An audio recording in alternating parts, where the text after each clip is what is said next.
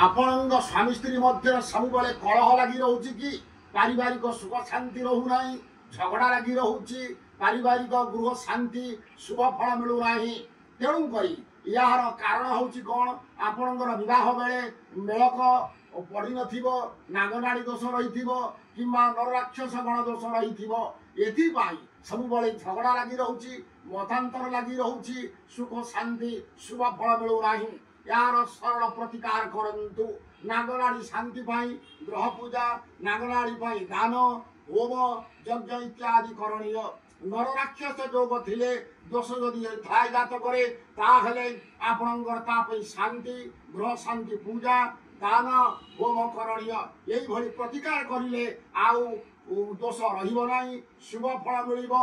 आपणकर पारिवारिक जीवन सुख शांति सार्वजनिक मंगलमय हब। यह ज्योतिष शास्त्र प्रमाण रही अछि। रहुछि नमस्कार।